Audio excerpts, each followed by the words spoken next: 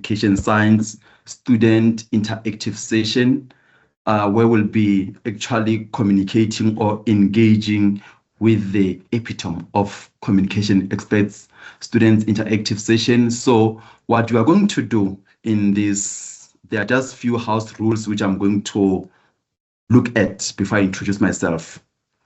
First of all, I will request that almost every one of us switch off their mic. We know that sometimes when you join the session, the mic will automatically be open. But immediately once you join, switch off your mic, switch off your camera so that we do not have disturbance. But I think those can be left for the presenters. The presenters will also want to see your faces as you do the greetings, because we want to put the name or attach name to the picture of the person who's talking. So with that being said, it's now 1:10, and I am Mr. Tabang Masedi. So I will be your program director or your driver for this session today until the end of the session. And what we are asking from our friend, our team, you can put your notepad down, your pen, be ready, grab yourself a cup of water or coffee, but you are welcome to listen attentively and make note of what you would like to engage the panel or the session and the speakers in terms of our session today. So with the session, for those who have joined, the session it is being recorded, and you will be able to access the session after the recording after the session. So with that being said, I would like to call upon Dr. E.J. Malaji on behalf of our chair of department to give us a welcome and opening. Thank you. Over to you, Doctor. Thank you so much, Dr. Director. I was trying to reach everyone. Kirile tameng ka leleme la Sepulana ka re thobela ka leleme la Sepedi ka ba ka bontsha gore ka leleme la Setsonga ba re abusheni or hinhlekani ka leleme la Tshivenda ka re ndi macheroni ka ba ka bontsha le gore ka leleme la Setebele ke re lotshani magageshu ka moka. Greetings, but to show decorum in terms of protocol, I will also acknowledge the leadership of the school, the leadership of our college, as well as the leadership of the university at large. In these few words, I would also like to acknowledge and greet the major stakeholders of all our academic programs, and these are our students. Without our students, any academic program is meaningless. And I acknowledge their presence, and we hope to hear their active participation in this collaborative session.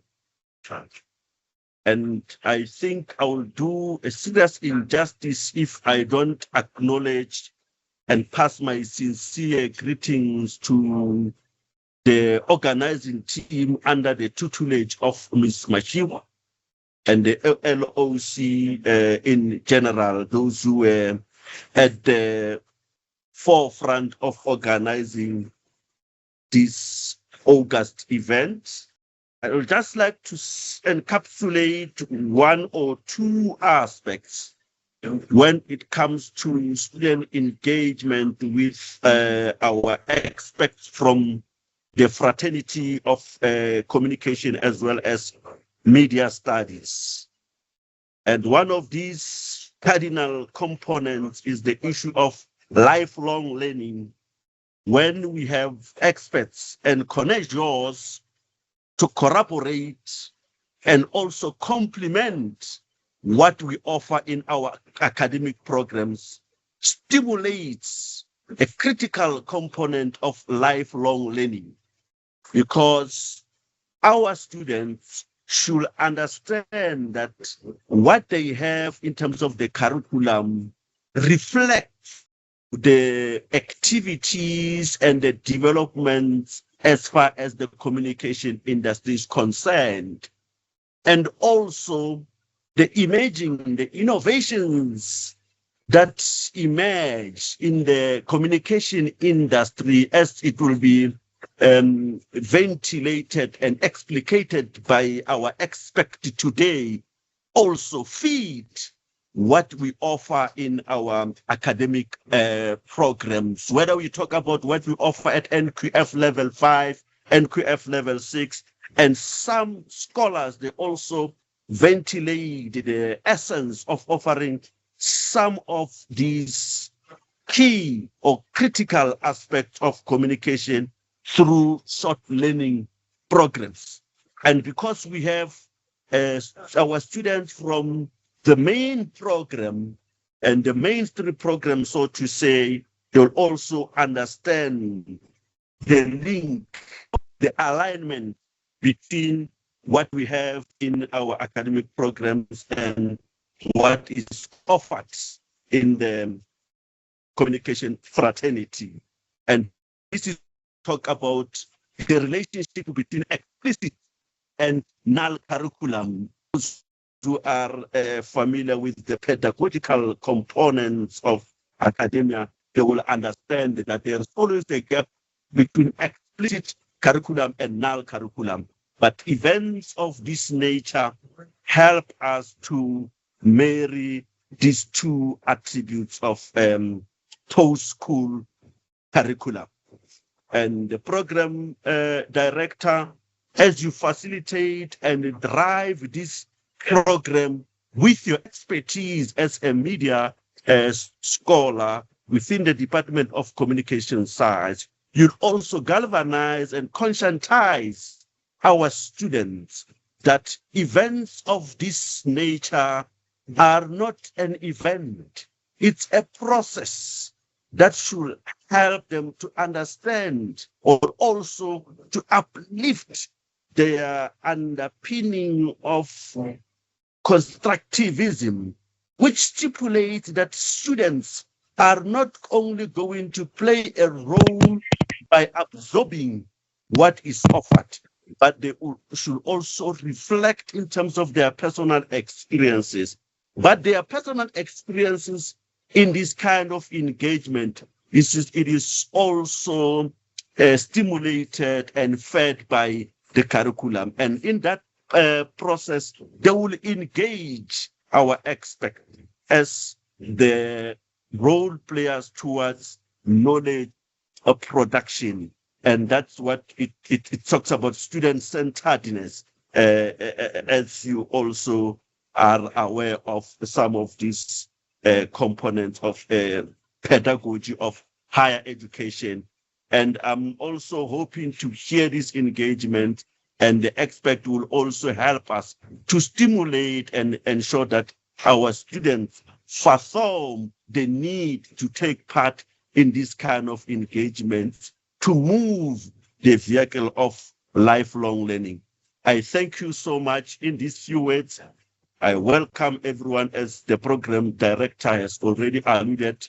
Mo tshwara marapo ke tšhaba baditi tloga e tloga kgaleng modiši wa kgomo o tswa le tsona šakeng seo se tloga se laetša gore ba kgathatema ka moka go tshwanetse re ba bontšhe gore ba gona ba bontšhe bophelo ka go agana le go fana ditlhatlho tša maleba. Ke a go leboga Nkensengofu. Muito obrigado, Kanimambo. Rode Wabodokotela Mara Arstad Amarich Bonache Pato Chabo, because we have not seen your face, and we always say you must attach a face to the voice. So now it's more like we're in a radio station, you know, we just hear a sweet voice, but we cannot see the person. So Thank you. I think now the team has seen the fathoming and the stimulating words, or where are they coming from? So you may switch off your video. We really appreciate. Team, just a quick one as we are actually continuing the program. As Dr. Malachi has welcomed us, it means now we are free. We are set to actually start to continue the program. But just to enlighten the team on who have joined, I think the program is not specific to say you are doing a DPR, you are doing organizational communication and media studies, because after all, the sections or the qualifications are intertwined. So you might feel like you are not doing DPR, maybe it might not boost you, but through the experts which we invite on a monthly basis to take you through certain aspects, it will be of more importance for you to listen, check, and engage. Because if you have checked, the program says it's a Department of Communication Science student interactive session, not specifically a DPR, but for the entire department to engage and see how we can contribute, collaborate. Because we say communication expect students interactive session, it's about planning and integrated marketing communication campaign in the digital era. So hence, just if you are doing communication, if you have been tagged along by your friend or your colleague, so feel free to actually join the session. Do not limit yourself because you are not doing DPR or you are not doing communication. So with that being said, I will now invite Dr. Matomi Mutloutsi, who's our section heads in the section of public relations within the Department of Communication Science, to introduce our guest speaker of the day. I saw, as Dr. Mutlozi, you are coming, I saw a hand from Tabiso Nomonde. May you type on the chat, just to see what's your challenge. Maybe we can be able to assist on the chat. Thank you. Over to you, Dr. Mutlozi. All right, thank you so much, Mr. Masedi and colleagues. Please, can you confirm if you can hear me? Yes, we can. Colleagues, and as we have been welcomed by our Deputy COD, Dr. Malaji, on behalf of our COD, who is the chair of the department, who unfortunately has got other commitments, is not here. Thank you very much for that, for welcoming us, Dr. Malaji. And we also extend our welcome to our students in our section and other sections in the Department of Communication Science. So my role is very clear and very simple, but yet might be difficult to do. So mine is to introduce our speaker, who's going to share with us her experience, which will assist us in actually achieving what we need to achieve today. So I'm here to introduce a seasoned communication and public relations practitioner, Ms. Seopela, who is an accomplished communication and stakeholder relations leader with more than a decade of experience shaping strategic narratives across the public and the private sector. She's currently serves as a senior manager and stakeholder relations at the Office of the Tax Ombudsman, where she drives national communications and stakeholder engagement strategies that drives transparency, taxpayer rights, and public trust in the South African tax system. Renowned for her ability to translate complex regulatory issues into accessible, citizen-focused communication, Pearl had led high-impact campaigns, strengthened stakeholder collaboration, and elevated institutional visibility through integrated communication and communication, marketing, media, outreach, and advocacy platforms. Her expertise spans communication strategy development, brand positioning, organizational messaging, and build high-performing communication functions from the group up. Pearl's leadership journey includes influential role in the sector such as medical schemes, telecommunication, pensions administration, and public sector auditing. Pioneering work in the pension industry, particularly in strengthening engagement with organized labor and government stakeholders, contribute to multiple industry awards, recognition, excellence in communication strategy, and stakeholder engagement. A committed scholar practitioner, Pearl holds a master's Masters in Strategic Marketing from Wits University, a Master of Commerce in Communication Management from University of Pretoria, a BCom Honors in Corporate Communication Management and Development Program qualification, and a leadership certificate. She also holds a BA in Communication and Industrial Psychology from this great university, the University of South Africa.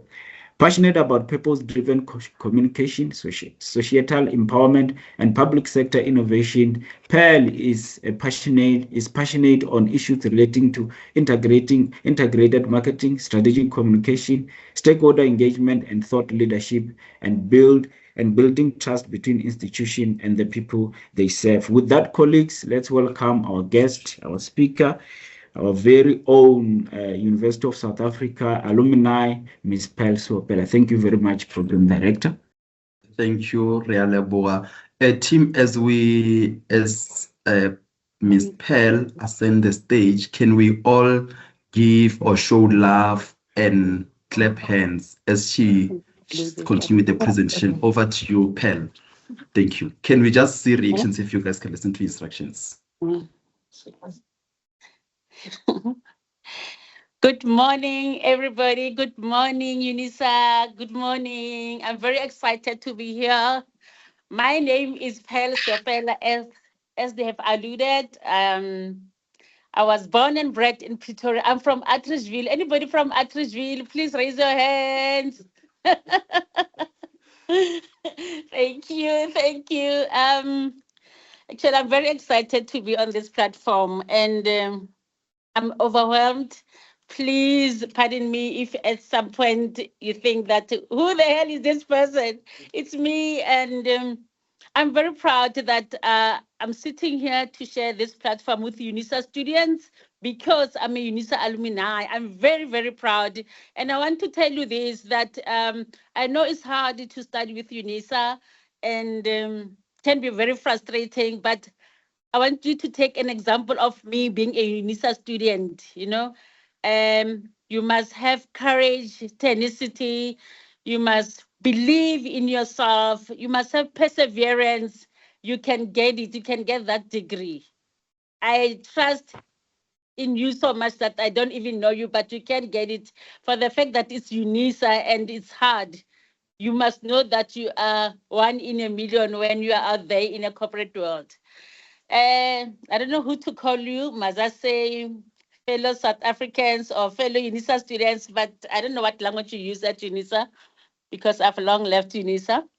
They have read my bio, and just to let you know that it was not an easy journey. I started my career with Unisa, and that time it was not BA communication science. You had to choose your majors. So my major was communications and industrial psychology. Then I realized that I love communications. So I speak too much, and please, I'm going to make this engagement interesting. I'm going to try to make it interesting, and I want you to enjoy listening to me and ask questions. I see there's someone who's saying that they have questions about the assignment. I'll drop you my email address. You can come to my office. I'm available. I'm only doing this for Unisa students because I know how hard it is to study with Unisa, and when you don't have somebody from the corporate world to assist you. So I don't know if the department is willing to give away my details, but I'm giving you an opportunity to do that. I will try my best to give you time, but because I'm passionate about what I'm doing, you are welcome to connect with me anytime, but not after hours because I sleep very early. Okay, now, where do I start? Before I put my presentation, I did my degrees in different universities because I wanted to explore and understand how other universities bring this communication that I'm passionate about. And when I was studying with Unisa, most of the things didn't make sense. It was very theory based, and maybe now it's better, but that time it was very theory based and I didn't understand a lot of things. Then I did my honors with Turkish and University of Pretoria, which wanted me to do a BCom. So I did courses in statistics, economics, so that they can allow me to be in a BCom class to do my honors. Then I did my MCom in corporate communications again with University of Pretoria. University of Pretoria, they are in commerce. So while they are in commerce, they want you to understand the business world of communications, so that when you are in a corporate world, you are able to understand the overall business, how business works, and in relation to communications. So hence their communications is different from Unisa when it was Unisa is in arts. And also in after doing my master's, then I realized that everybody's telling me about marketing. So then I decided to go and do master's in marketing. After finishing my MCom in corporate communications with UP, I went to Wits to do marketing, my master's in strategic marketing. And that also gave me a very interesting angle of understanding IMC. So hence when the University of Unisa asked me to do that, and I said, wow, this is a privilege for me and excitement for me, because I'll be able to mesh the two for the students. And if they have an assignment, I can share or I can be able to help in some instances. Fellow Unisa students, allow me to start my presentation. Can you please put my presentation? My team is here, they are supporting me. I'm going to switch off my camera if I'm allowed to. Thank you. Can I switch off my camera, or do you still want to see my pretty face? Okay, I'm gonna switch it for now so that I can concentrate properly. I want to bring this to you. Where did you see ads today? Is there any way where you were traveling and then you saw an ad just for today only? Have you seen an ad today? Clap your hands if you have seen an ad today. Okay, I see you have seen an ad today. Why I'm asking you this question is because ads are all over today because of the digital era. Brands communicate with customers through many different channels every day, every single time, every second, every hour. Because what happens is that you, as a consumer, you switch on brands on channels all the time. 1 minute you are on Instagram, 2 minutes you're on TikTok. You know, another minute you are googling something, YouTube. You're doing. You look at billboards. You are on emails receiving this adverts and newspapers, and also you see how train ads, taxi, lifts, income pass at Unisa. You saw some ads trying to communicate with you, trying to connect with you, airport billboards, and so forth. And so, because of the dynamics of IMC, now because of the dynamics of IMC, now marketers are able to communicate with you in all different angles using different channels. So you're not going to miss anything, even if Unisa are announcing something. The communications and marketing team, they'll make sure that they integrate all the channels to ensure that the message reaches your ears or your eyes. All right. And thank you. Next slide. Now, consumers are exposed to advertising. So I'm going to change words in terms of calling some of the things consumers, or some of the things saying buyers, because of the world that we are in. We can interchangeably talk, mention those names as willingly so.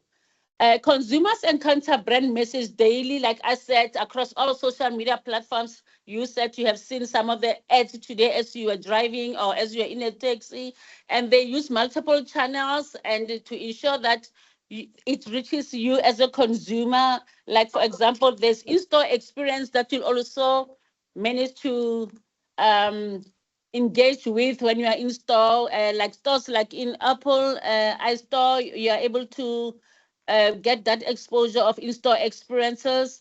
And also some of the brands that you they use influencers, and I think you have an idea what I mean about influencers. Please, if you don't understand anything, put something on the chat so that I can respond as I go along.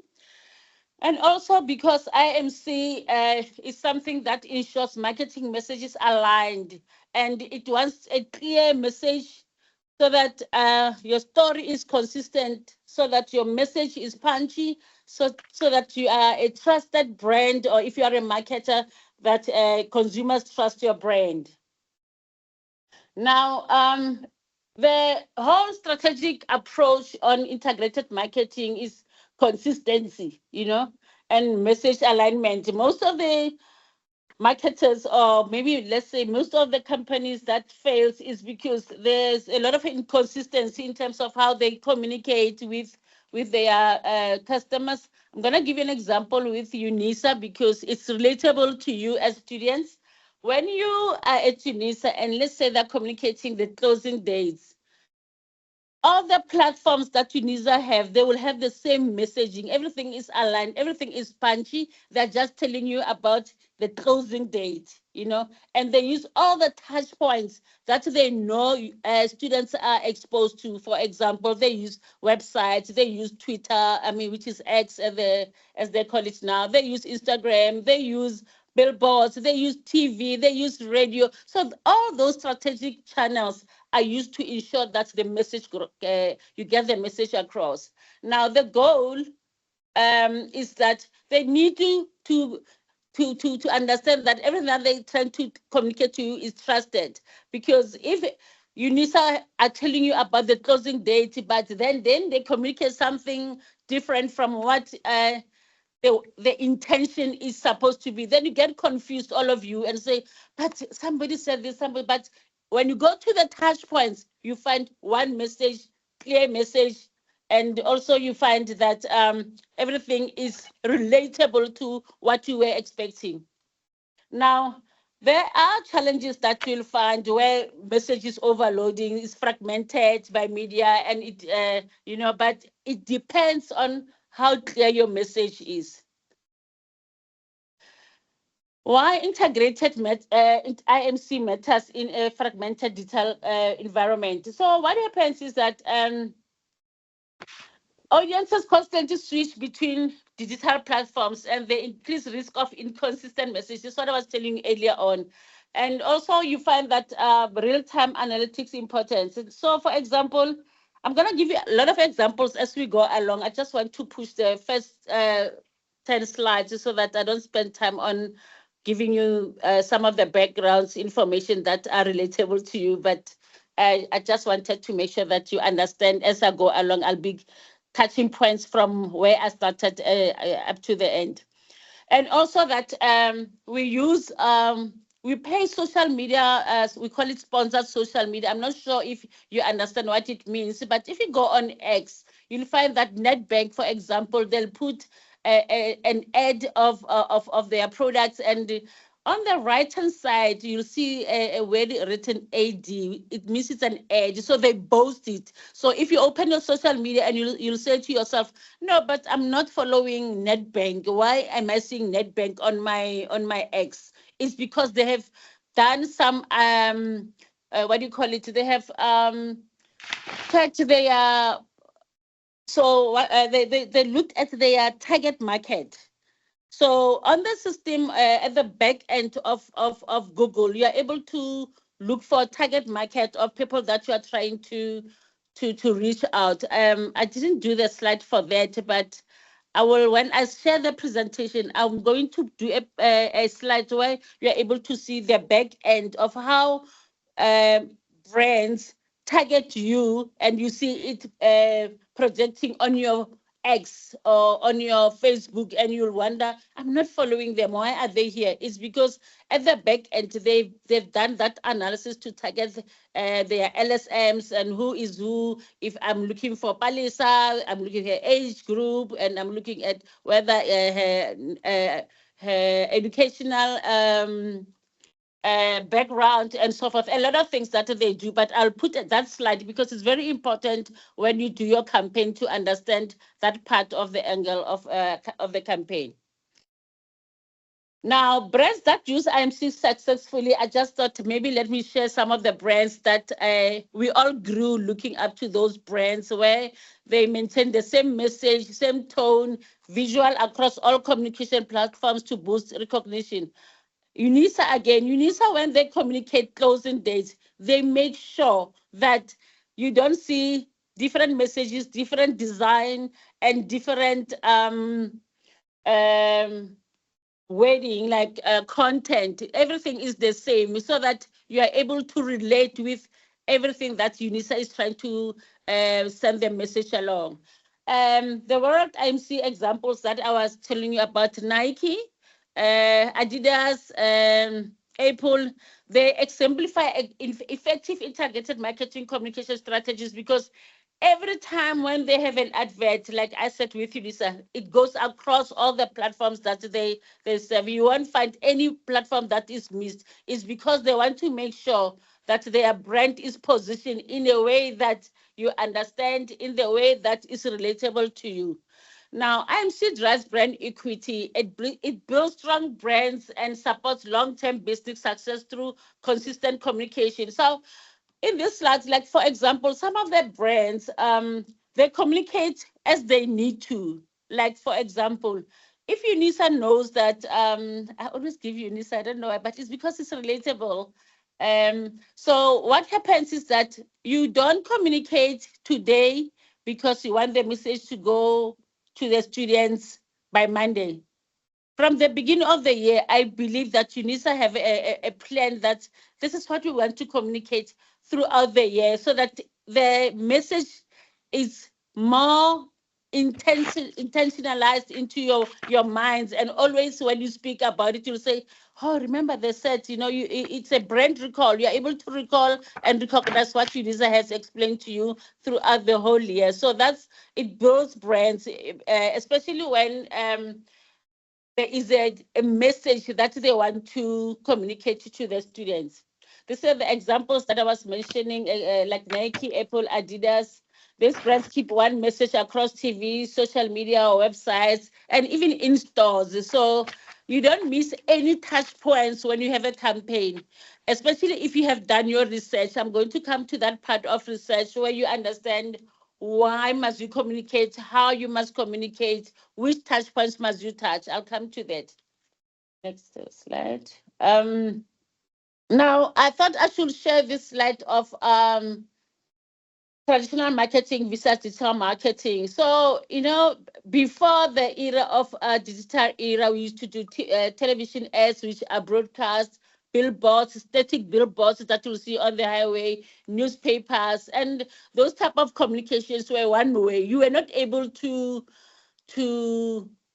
talk to the brand immediately compared to the current digital era. If they send a TV ad, you just see it and that's it. If you see a billboard, you see it and that's it. You can't communicate, just a one-way communications. Newspaper, they send an advert on newspaper and that's it.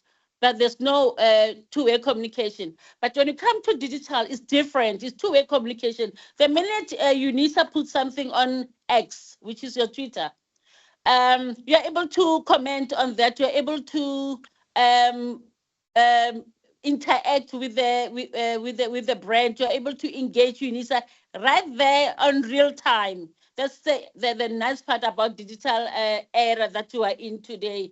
Google Ads, you are also able to comment on that. Websites and blogs, it's real on time.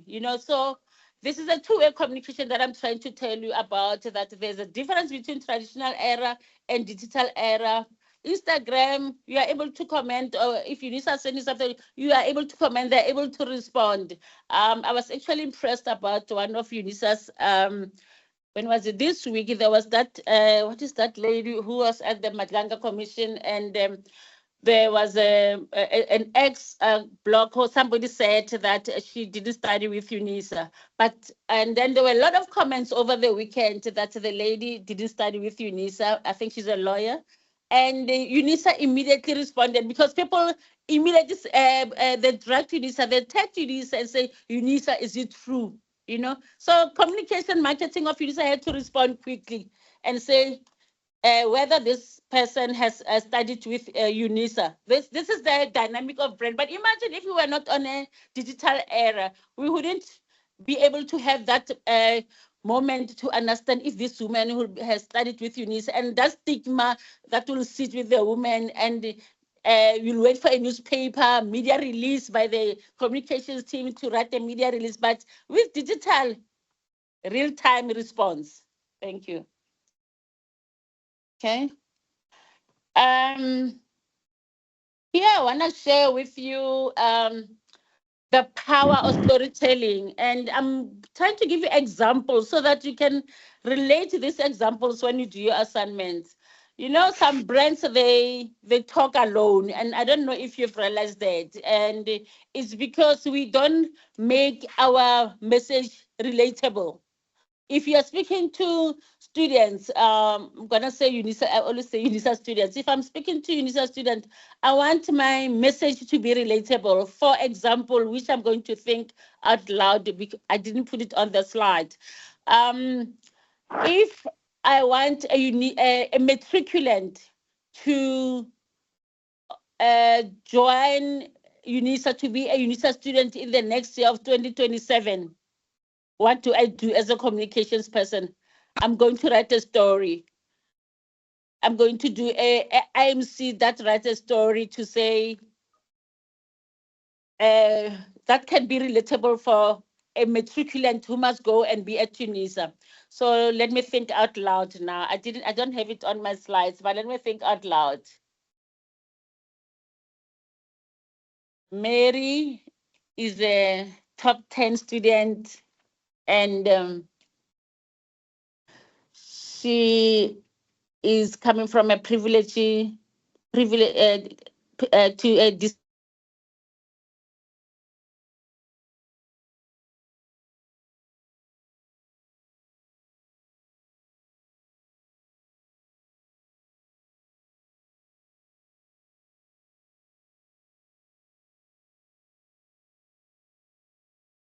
I'm sorry about that, Miss Pearl. Just a second. I think something has just went wrong here. Just a second. We'll bring you back.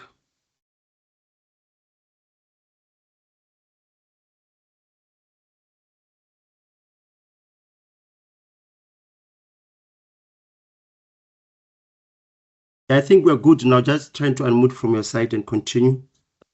Okay, thank you. So if you look at such an ad and I'm a parent, it's going to relate with me. Just to give you an example, when you do storytelling, so you humanize it, you make it to be relatable to somebody, to somebody who must come and study with Unisa. I'm just giving an example of what storytelling means when you do your IMC campaigns. And also it must be narratable so that people can trust it, and people can be able to say, oh, why not? Why not I go and study with Unisa? You know how young ones are, especially matriculants. Why not study with Unisa? Because this story is so much of me. I don't have money. My mom can only afford this amount of money. So why don't I go to Unisa? Because you put a story that is similar to me, you know? So it's those type of storytelling that humanizes the concept of IMC, emotional engagement and inclusivity. Those type of content that must resonate with your consumers. Strategic use of narratives, like I said, stories guide message, the tone, and the channel choices. You'll find that most of those young ones, they use Twitter, or they use WhatsApp, or they use, WhatsApp, everybody uses it. By the way, I did some research, and in South Africa, more than 108.6 million people have smartphones. So you can imagine how dynamic it is to communicate with everyone at this point in time in the digital era. Okay. Core MC principles that I thought you should know. It gives a unified message, and to convey your message to different channels. The identity of your brand is coherent, and you are able to convey your brand values. It's tailored consistency. It involves adapting the message to different platforms while preserving a current voice and tone. And like I said, unify messages, and you are able to do a brand recall. And when I talk about brand recall, I'm talking about when the message is clear and punchy, it will always ring in your mind. You'll always think about it. Oh, it's Unisa. When they said one student, one vote, those type of messages that are very simple to read, they will always bring that brand recall in your mind, and they create a seamless experiences, especially on different touch points like your social media and other platforms that everybody's used to. Now, when we come to MC in the digital world, I thought it is prudent that I share some of the things that I mentioned at the beginning when I was telling you about how you must do analytics, how real time works, and how Google Ads work. I want to also point out that my presentation, I'm trying to make it real life, not academic. I know your books of academic. I saw some, and they are very good, but you need to be able to your practicals. When you do your practicals, they work better when you understand what I'm presenting about, because majority of the time when you are a Unisa student, the use of academic words, at times you wouldn't understand, as long as you've never worked you've never been in a work environment. You'll never understand, and what is it in English? Like you will the words will be there, but you wouldn't understand what are you talking about. So that's why I'm trying to give you as much examples as I can, so that they are relatable to your work, to your assignments. Okay, where am I? Any questions so far?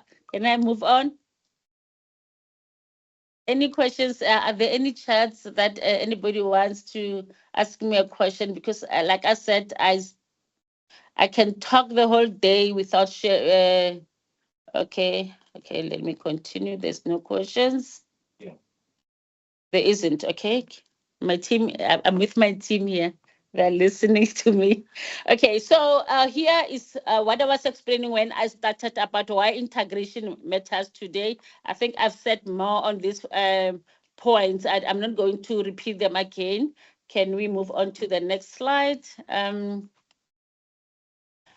case studies, Capitec, I don't know if you guys are able to resonate with Capitec ads. Have you seen them? Have you seen how interesting they are? And have you seen how many people have Capitec? I think majority of you who are here, you are on Capitec. Let's see the Capitec people here. Clap hands. Yeah, because of the messages. It's because of their message. The message that they give to you. They're trying to attract you to join Capitec. I didn't want to join Capitec. And for the reason I used to say, I know it's just for the young ones. But their message is smart. It encourages attraction to their consumers. And when they communicate their messaging, you find their messaging across their mobile apps, in the branch, on the website, on social media platforms, a unified brand voice. That's Capitec for you. And I honestly would love to applaud the Capitec person. Even the people who are not educated, they use Capitec because it's simple. The message is simple. Content is simple. It's not so complicated like other banks. Even to join Capitec is very simple. That is how they communicate to you. Their tone, their messaging is very easy. Okay, there's somebody who's got Frida Nesta. Someone has got a hand up. I don't know if can you put it on a chat, Frida? We will look at it. So Capitec, like it is. I mean, it's not. It's not been for a long time in the market, but look how good it went to the market, and it's sold to so many people. Like I said, their LSM, they rise from 1 up to 7, so up to 9 actually. So it's because of how they communicate their MC. Kemokoto, can you put it on your message on the chat? I'm going to attend to you. I just want to finish this slides. And there's also alignment and on their across all their platforms. So for example, they let me give you an example of Unisa. Unisa have, I don't know how many departments, but when each department can communicate their own messaging and everything, but there's an overall brand message that Unisa will always communicate that other sub-brands must follow through, and that's what makes brands recognizable and not confuse consumers. And there's also, when we come to Capitec, seamless customer experience is created by reinforcing visual identity. Look at this lady. You want to join a bank because you see this lady or you see the design. Design matters, let me tell you. You can't sell me something with a poor design.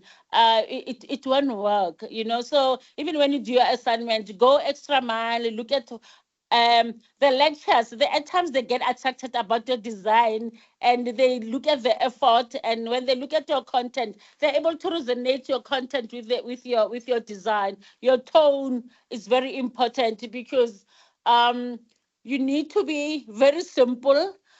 Forget about big words when you do your assignments.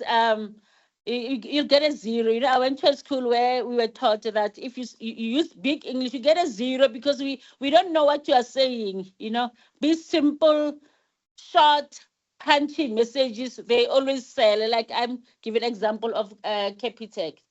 Next one, Nando's. Nando's is one of the brands that use humor and culture relevance. You know, it goes with what is happening at the moment.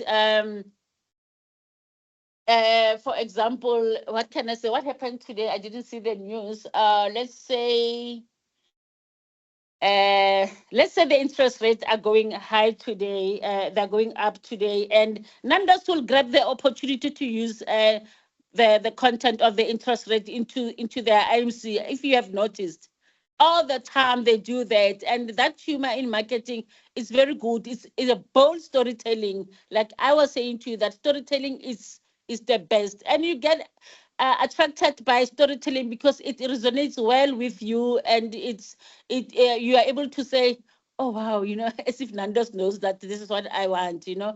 So their campaigns are very good. They bring a social context, they bring culture relevance, and they at the same time they still maintain their brand identity. You still know that this is Nando's. And if you see on X, when Nando's advertise, everybody like it can even trend for a day because of what is happening with the interest rate. That's what Nando's does. So those are the interesting things. And you see that that ad on X. You even see it in the shop when you are in the Nando's shop. You are able to see it. You see it on the website. You see it everywhere. You see it on the billboards on the street. I see recently they even put it on the billboards on the street to the shop. So let's say the shop is 5 minutes away from Unisa. On your way to Unisa, you see those billboards. So when you go to X, you see the same content, the same messaging. So that's what I'm trying to tell you, that once you learn how to put your IMC together, you need to be consistent. Your tone, your visual, they must sell your product. The message is unified, as like I said, outdoor, social media, in-store experience, and they also do emotional engagement. Like I said, you resonate well with it because of the message that they have put through. Thank you. Now the planning foundation. This is more when you are in academic in class. This one you can't run away from it. The situational analysis, you cannot run away from it. We also do it in corporate. We use it because we need to make sure that we know our consumers. You can't do any campaign without doing any situational analysis. And I know it's there in your books, and it is true. You can't, even when you are in corporate, you have to know your clients. You have to know do your research. You have to know what are their weakest points, what is their strong points. A lot of those. If you don't do that, your campaign is not going to fly, and you have to do it both internal and external. So there is internal factors that affect your campaign, your employees, and your consumers. Your employees are your first entry because they, if they don't buy into the brand, if Unisa staff don't buy into the brand, I don't know, I forgot to introduce me, and he was very proud to introduce me as a Unisa alumni. He's buying into the brand because he loves Unisa. So if Unisa staff don't love the brands, how are they going to teach you about Unisa courses and so forth? So they also, the lecturers also have to love the brand and resonate with the brand. So internal staff is always important. Always make sure that people who works for you, they can talk about you. Nedbank at some stage, they had a one-stop show advertising campaign where even a cleaner, even a security, when you go to the gate, they will tell you about the product. It was quite interesting that, I don't know which year was it, 2016 or 2015, but it was a one-stop show campaign where they wanted to know, if you go on the entrance of Nedbank, you ask the security, understand that there is this product, do you know it? That person will tell you about that product. So they introduced that. It was selling like hot potatoes because they wanted their staff to know the brand, to resonate well with the brand. So it was quite interesting when Nedbank did that. And so your internal staff are very important when you do your situational analysis, understand what the issues are and how they can sell the brand to you. External factors are a lot. There's political factors, there's environmental factors that you will see. But I didn't want to put the situation analysis like I'm in class, but I'm just giving you in a context of a corporate environment. But like I said, situational analysis is very, very important. You can't do a campaign without it. You need to go to do it the way you do it in class, in your assignment. That's how we do it even at work. So there's no difference on the situational analysis. You can call it something different, but it remains a situational analysis.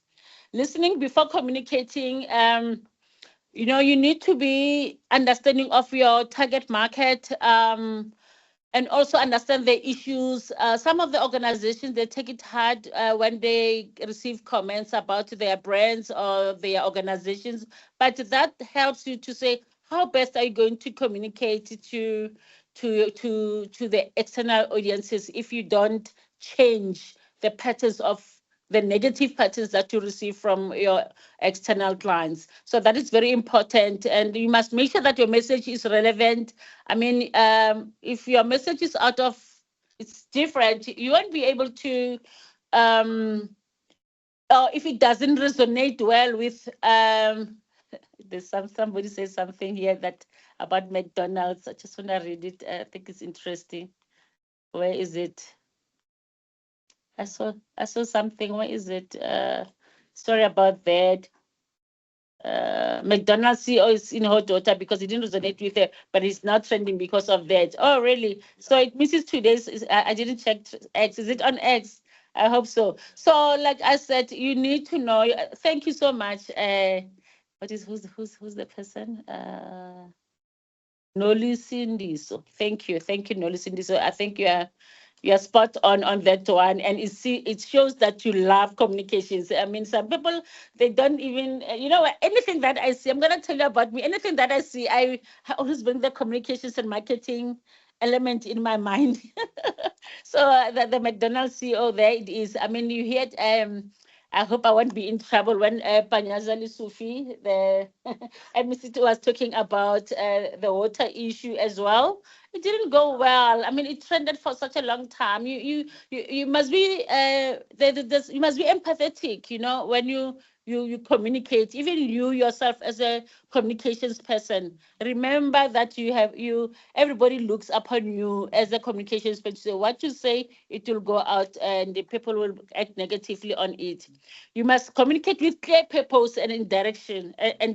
So an example again of what to say as an organization is very important. And at times, I don't know if some of you are working, but you, as communicators, we at times have challenges with our seniors where they don't understand communications and marketing. And there you are there, then they don't understand. And hence, it's very important for a CEO to put a communications marketing person at ESCO level.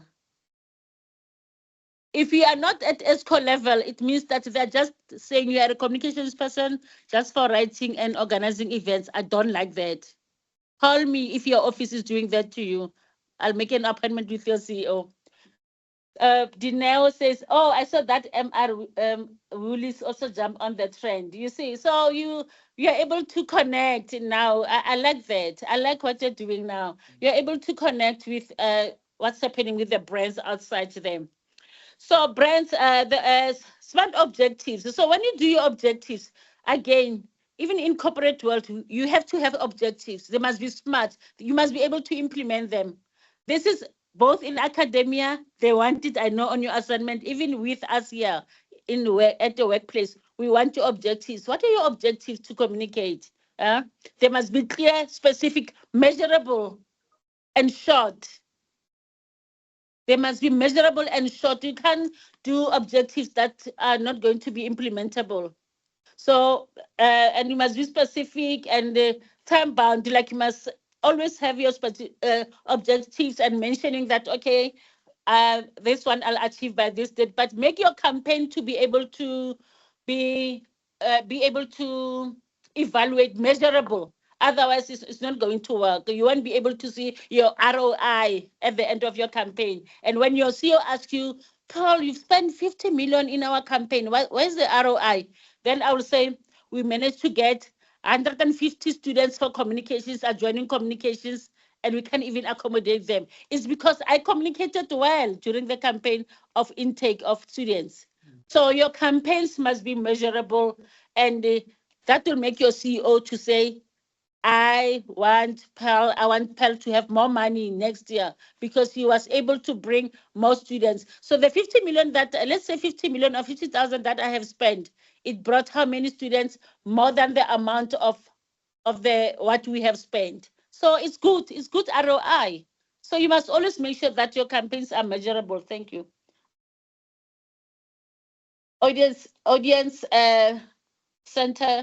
centered IMC. So your audience, like I said when I started, you must segment your audience and know who your audience are.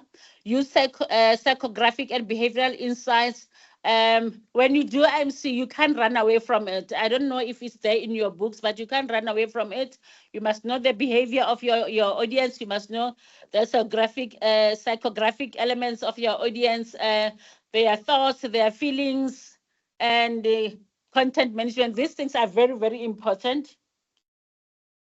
When you do your IMC, creation of detailed personas visualize audiences as real individuals, guiding message, tone, format, and channel selection. So at times when we do campaigns as communications and marketing people, we want to use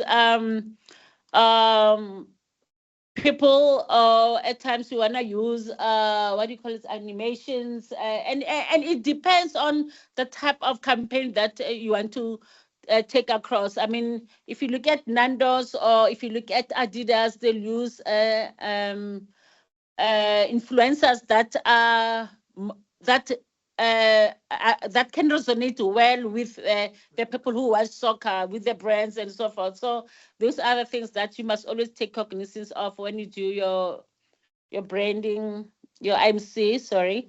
Balancing consistency and customization.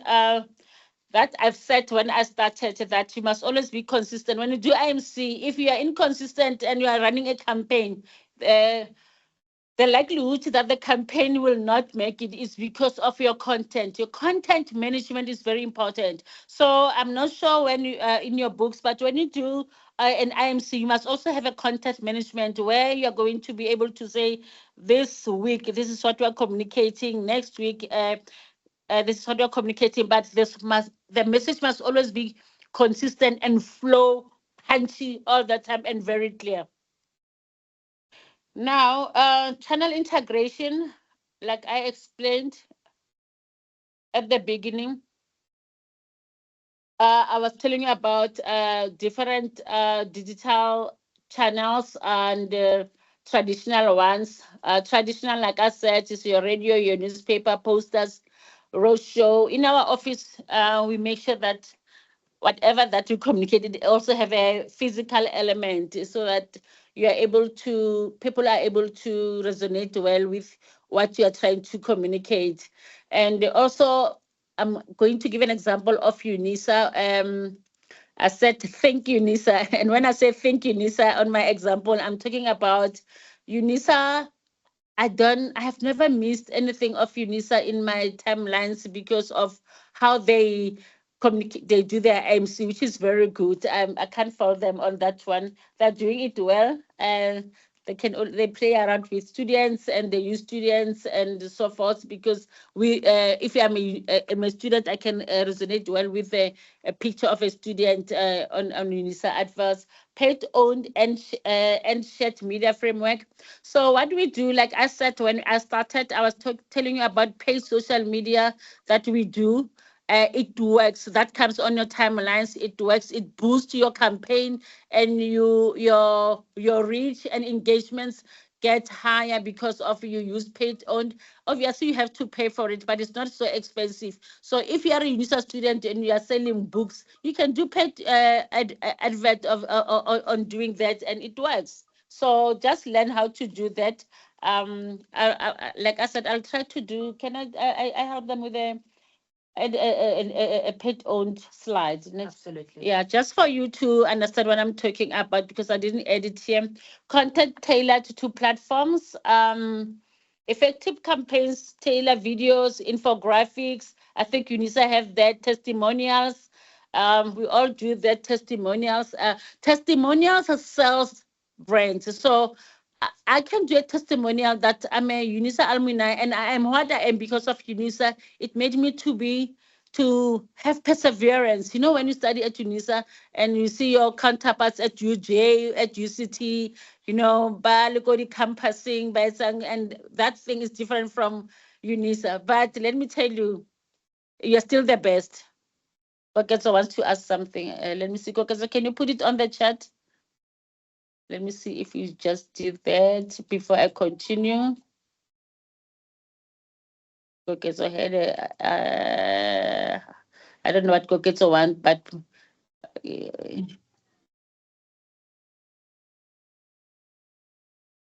okay, somebody who was saying something. Thank you. My battery is flat. Let me charge my phone quickly. I'm taking from the phone. My laptop is giving me problems.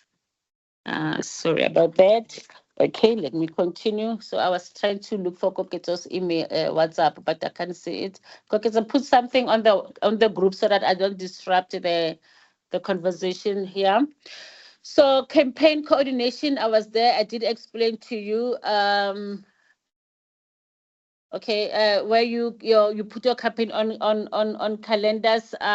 It's just to have when do you advertise? For example, I'm going to give an example of social media. When on social media, there are times when you have to put let's say you are doing organic social media. Organic social media, we put it in different times. People are on social media around 9 in the morning, and then around 12 it gets quiet. That's why people start trending in the morning. Then around 12 it gets quiet. Then they go back on social media after 5. So there are certain times when we put some of the content to make sure that there is engagement and there's reach. Otherwise, you can every time overload your social media platforms with content and nobody reads it. But we know when people read social media, it's because of the timing that you put. When you're doing boosting, we look at the times when we're boosting that social media so that it can reach your devices on your social media platforms. Now, execution and optimization. Here,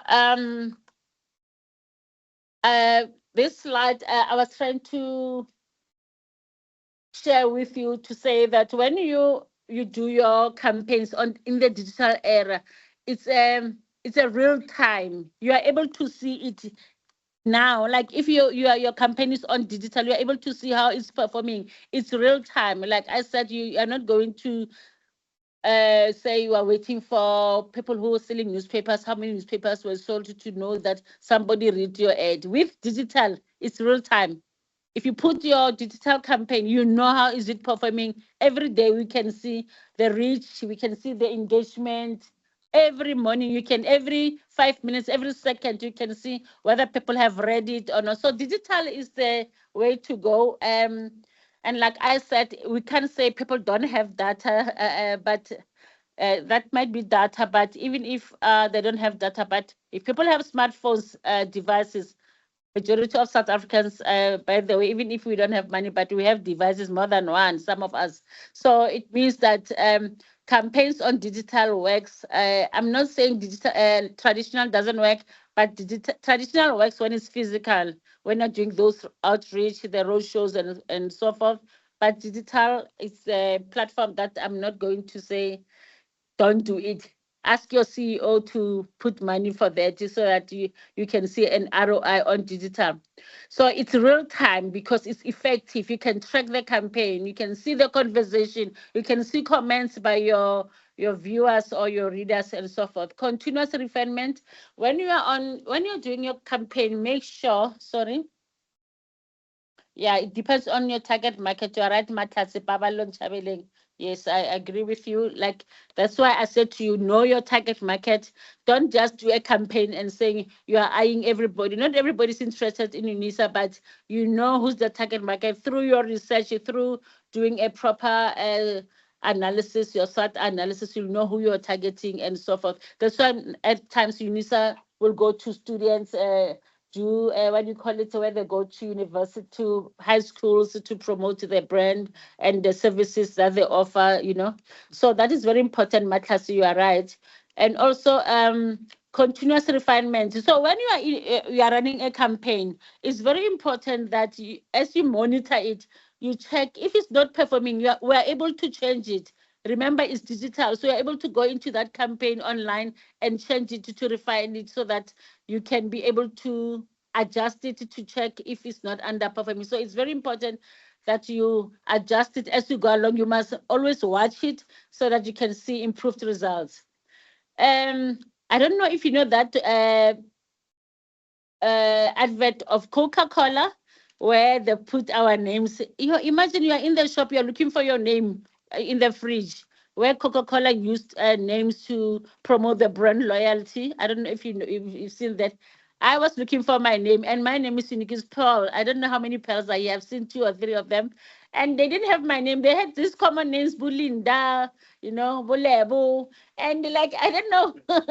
but because, everybody's loyal to Coke, then you end up taking the nearest name that you love. But it was a very good advert of Coca-Cola, if you remember that Coke, that advert of Coke.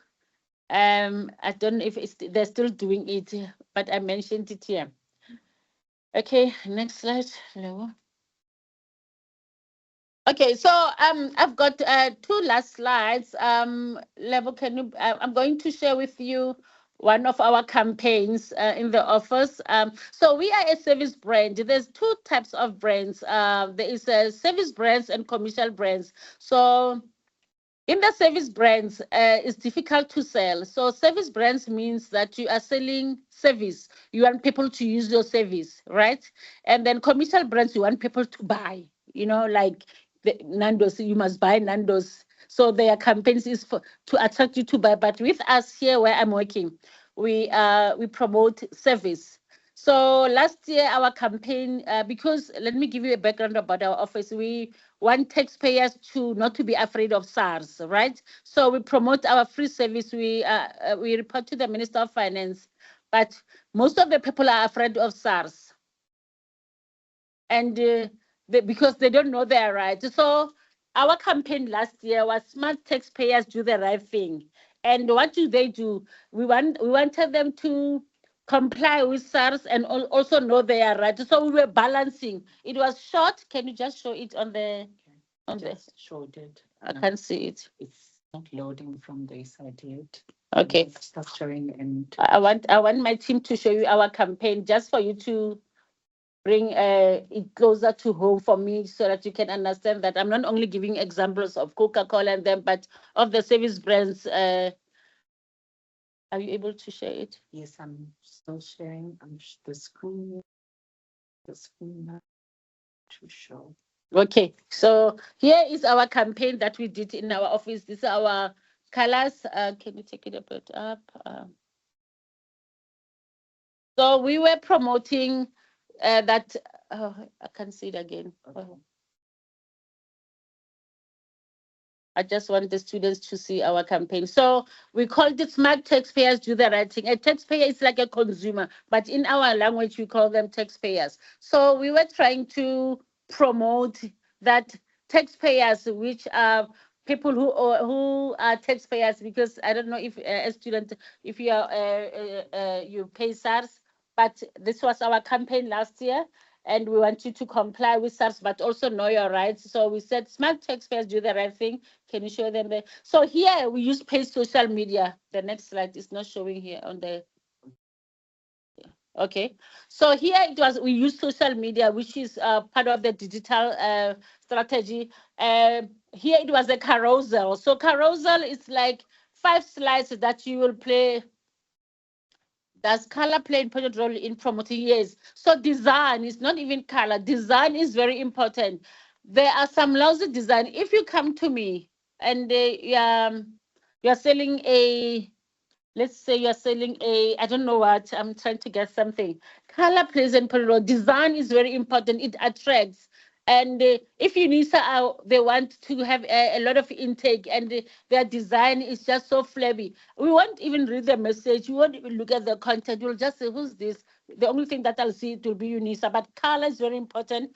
Every company has their own corporate identity manual. So this is we have we call it a CI for you to note. So each company have their own colors. It's like a manual. It's a book. If you want to know more about the CI manual, like I said, anybody wants to visit me in my office, let me know. Then we can share a lot of things, our campaigns with you, so that you understand the psychology behind the color. Yes, so the colors, it attracts you. Even if you see a car, I mean, there's a certain cars where you just want a car because you love a color of that. You can't just buy an orange car, but because it's black, black has power in terms of cars. You see power. So our that is color. Yes, it's very important. These are our colors here. Smart taxpayers do the right thing, and we try to. Yes, please, Mrs. Do connect with me. You want to visit the office. I will have positions, by the way. When are we advertising? Sometime this year, and we will be advertising. So we'll be taking students. I mean, what are we taking? Graduates training. Sorry, I'm out of line. Sorry, Prof. Sorry, Doc. I'm out of line. Just that I get excited as I speak. So these are our colors. We did paid social media. So we look at taxpayers that we were eyeing for, and we, like I said, we look at the background of when we put the social media. Who are we targeting? If let's say our campaign, we're targeting only Gauteng people. Yes, we do take student internships. They will be out this sometime before June. Somebody's asking me that question, sorry. So if let's say we want to target people from, let's say we were in Kimberley. So this social media and that we will do at the back end where we are putting the paid social media, we will pull up as taxpayers from Kimberley, and majority of Kimberley people will see our ads, not merely people who are residing in Johannesburg or who are staying in other provinces, but that time. So you are able to target specific people when you do a campaign. If Unisa want people from Mahweli Ring and feeling that, on our database, we don't see students from Mahweli Ring or from Polokwane, they will do a target message only for those people and use a paid social media for that. So it works and it's powerful. And Unisa intake, they can be able to see that how come that we have so many people from Polokwane is because of they did a targeted they target the market. We call it targeted marketing for Polokwane people only. So it works, is powerful as well. Paid social media. And the next one. Here we were in Pavilion Mall, and this is so it's part of this is our traditional one that we did. So when we have a campaign, like I said, we touch every pay point. So this was a mall that we went to, so that we promote smart taxpayer at the mall. Next one. In content advertising, this is I don't know people if they know it. Can you press it so that they can see what it means?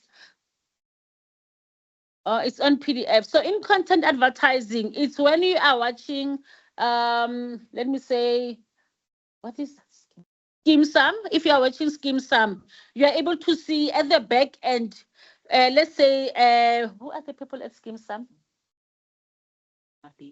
Let's say Mapiti is speaking with Tibos, and then as they speak, they are maybe driving to a certain place, to a hospital. You'll see a billboard. We are able to take our brand and put it in a billboard on a soapy.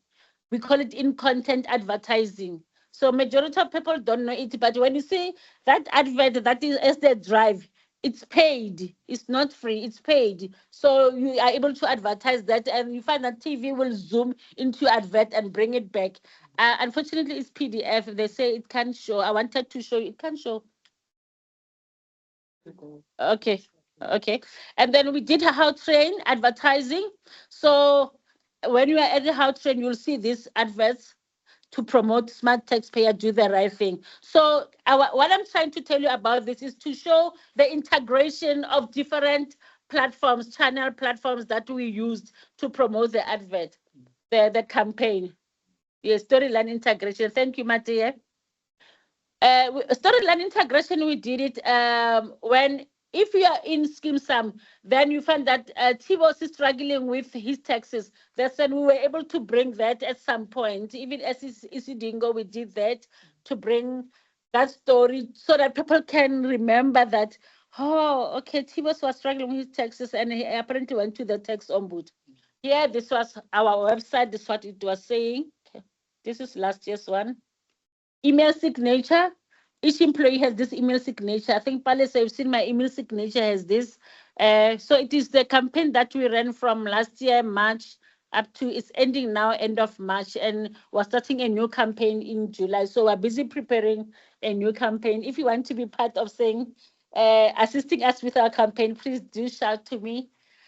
So the email, like I said, our employees are very important. Each employee had this email signature to promote the brand and the campaign. Next one. Our woodies. This is the woody that we did for our employees, that wherever that they are, people can see that there is a campaign that we are running. And yeah, what else? Okay,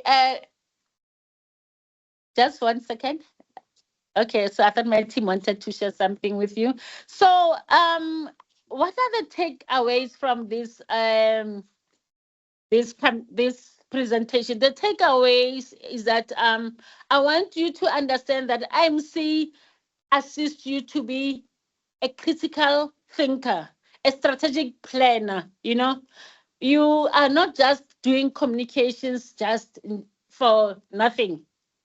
Your job is very important for your organization. Even if you have to get a job, know that you play an important role in the ecosystem of the organization. I know people, and those people I think they're old who will say, no, but this is not important or whatever. But your position is very important to promote your brand and the way you communicate, your strategic thinking. So from what you are learning with Unisa, with your lectures, take it from there and say, how do you become practical? How do you become strategic in thinking? And it's through IMC, bringing all the touch points, all the social channel platforms together, your content, your design, everything is integrated. And that's what makes you to be one of the best, one of the strategic thinker in communications.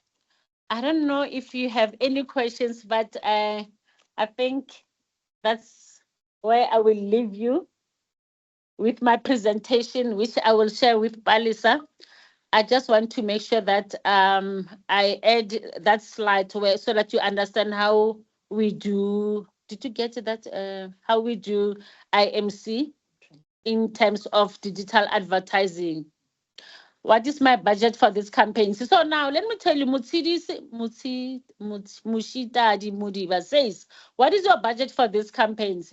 So let me tell you, because we report to the Minister of Finance and they always say, I must save money, whatever. My budget, you won't believe, it's only 2.5, around 2.5 million, right? But what I can tell you, there's something called PR value. Our PR value is more than how many? 24 million. What is PR value? PR value is that part of IMC is public relations, right? So we do a lot of content to promote our offers through media.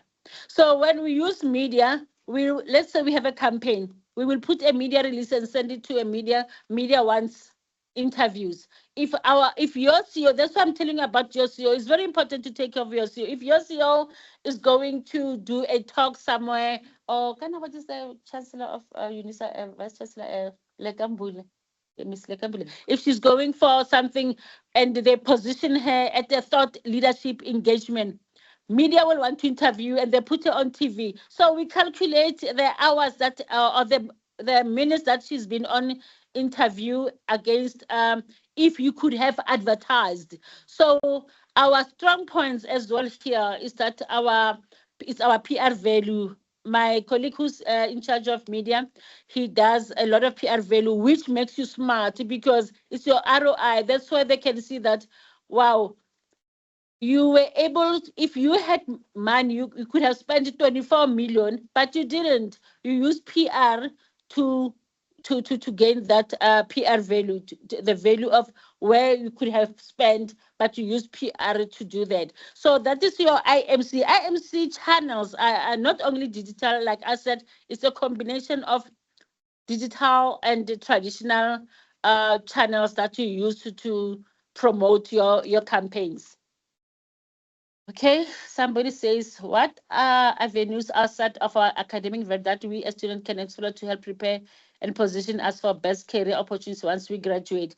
So, like I said, Q Johannes, the reason why I didn't know, I was excited to be in this platform is because Unisa students, like they struggle, they don't get a lot of opportunities. And I'm not sure if, is it us who are at the job market that we don't help you, or is it because companies don't reach out to your marketing and whatever? But open days, there are open days that are happening. I'm not sure if you are. You Hi, have Miss open days. Seopela. Yes. Hey, Miss Pearl, how are you? Sorry to interject. Yes. Thank you so much for your wonderful presentation. Indeed, I will want us to move to the next session of question and answers, where we Okay, now sorry. give students an opportunity to ask questions, and Okay. we'll then go back to the chats. I will hand over to Miss Mashiro to run the question and answers session. So, colleagues, this is what's going to happen. You will need to raise your hand. We will recognize you. You will unmute and ask your question.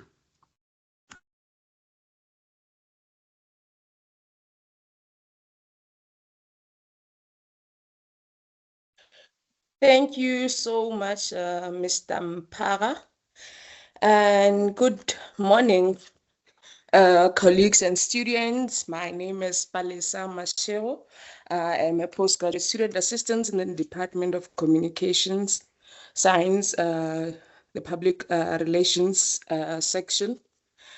Let me start by thanking Ms. Seopela. Thank you so much for an insightful presentation and for making it easy for students to relate to your presentation.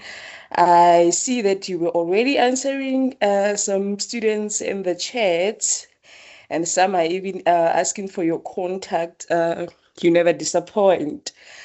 So with all said, we will have a question and answer session. I think it will be best because there seems like there are going to be a lot of questions. If you take 3 questions, note them down, and we allow you to answer, and then we use the that sequence. And before I mute myself, can I ask that students stop sharing their numbers in the chats? Ms. Rachinanga addressed that earlier, that the POPI Act does not allow that, and we are communication science and PR students, we should know better when it comes to the POPI Act. So rather share your WhatsApp groups. Over to you, Miss. Over to the students that want to ask questions, and then we'll note them and unmute them. Okay. Is PR really same as AVA? Amos Chawalala, you can go ahead and ask your question.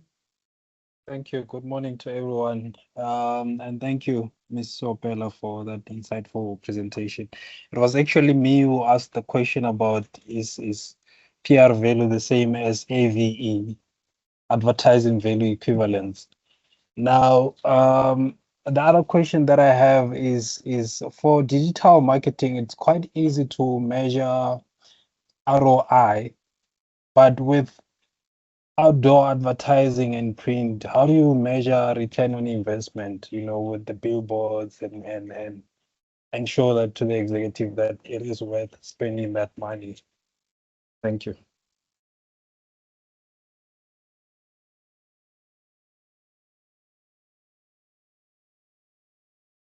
Hello, can I answer? Yes, you So, can. yeah, so for the ROI on billboards, so what happens is that the agencies, they are able to measure the number of cars. Let's say the billboard is on the highway. They are able to measure the number of cars that passed on a similar street of the highway. Some of them, they do videos, and like they have I forgot what they use, that element, that space use, but they have those cameras where on maybe once a month that they will check how many cars pass on that particular highway. If I give an example of a highway. And then what else on TV? On newspaper. So on newspaper, we have an analysis company that we use. So they are able to track those articles that were published on newspaper. So before, we used to struggle as an organization, but then we got this company that is able to track the newspaper articles that are published after we have done our press releases and so forth. Like an example, if your senior person is on what do you call front page, how much is front page of Sowetan? Yeah. So if you're on front, your senior person is on front page, the cost is the PR value is quite high. It's to 200,000, but the highest PR value is television. Want the echo when I'm speaking. Yeah, okay. Somebody is television is very high. So if you are a communication person and manage to put your senior on television, mark my words, like you will have received a very high PR value, because television, because of the reach television, and television is very expensive to advertise. Hence, that is why the PR value becomes very high when you use television. Radio PR it varies. If it's a community radio station is very low, but if it's a commercial, for example, if we advertise, if we are interviewed without money on 702, it's very high because of the reach. The reach of 702 is around the whole Gauteng. But if it's national, metro is, and the one of Sizulu is very high. They're very high. Yeah. Ukhozi, is it? Ukhozi FM. Yes, of course. Yes. All right. Thank you very much. Thank you so much. Let's move to Mr. Mabukani. Mate Mabukani. Okay. Yes. Okay. Thank you so much for the presentation. It was quite insightful and impactful. It was like reading a book. I really enjoyed every part of it. So I have a question, because she mentioned that if you are doing a campaign on digital and it doesn't work or it's not working, you can edit to refine it. So in terms of, let's say I'm a PR person, I'm helping this client on radio station, and we are running a pre-recorded advert. So and it is for commercial purpose, and the aim is to call to action. So if it doesn't work, how can we best channel the message? I'm not too sure if I'm making sense. So Yeah. how for call to action, how can we structure the message so that client can get a good return on investment for commercial purpose? Okay. So what happens on radio adverts? There are few things. For example, if it's a generic ad, it depends if it's a generic ad, right? Or if it is a live reads, right? So now generic ad, they can be punchy and everything, but it's because of it's a generic ad. It comes at a certain point, and then it goes. Then it's not the audience or the listeners are not picking it up quickly. Now you up it with live reads. Live reads, you find that. Let me give an example of radio presenter. Let's say Tibo Touch on Metro FM. If Tibo Touch, if you ask Metro FM to say, can Tibo Touch also be our influencer on this advert? So every time on Tibo Touch on his platform, he's going to talk about the advert all the time. And what people do, because it's Tibo Touch, and we must tread carefully here on who does your live reads. At times, radio stations will give you anybody to all of them to do your live reads, but there are some powerful presenters that have high listenership, like Tibo Touch. So if we are doing a campaign and we want live reads, we only want them with Tibo Touch because we know that his reach is very high. He once mentioned to me, I was listening to him on radio one day after work, and he was saying something about something different. It was not work related. Then I dropped him a WhatsApp because I said, oh, this is very interesting, Tibo Touch. It touched me. By mentioning me that I work for the tax ombud, then people are starting to Google who's the tax ombud. I'm just giving you an example how influential he is, So it depends. So you don't do generic adverts only. Have live reads or also get an influencer in one of the programs that has a high reach, and also do interviews. So ask that your generic advert be supplemented by interviews. Do a media release, ask for interviews, or ask for added value. So when you do a deal with the radio stations, ask for added value to say, okay, I'm giving you 500,000 for my adverts. What is my added value? Then added value, they will give you, they'll say, okay, we'll give you 3 interviews, one with Mang Mang, one with this one with this one. So they give you those people who can interview, and then your reach becomes, and then somebody will say, oh, I had your Tibo Touch talking about it when you were in the interview, but that time they didn't hear your advert, but because there was an interview. So it's just to up your elements. To if you're doing generic advert, help ask for live reads, which are expensive, and also ask for influencer person and an interview. And then also radios also does social media support. You find that your advert is also on their social media, which has high reach. So that is IMC already as we speak. Oh, okay. Thank you so much. Thank you so much. But then you also mentioned it because I wanted to touch if maybe clients have a issue with budget. Their budget is quite small, but then you touched on that. Yeah. Okay. Thank you so much. Aligned. Okay, if your budget is not so much, you can buy social media adverts with them where they advertise it on their platforms because they have reach. Their high reach is more than yours. You can also ask for only social media and podcasts. They also do that on their website as well. Then it's not so high. Okay. Any other question? Over to you, Julian.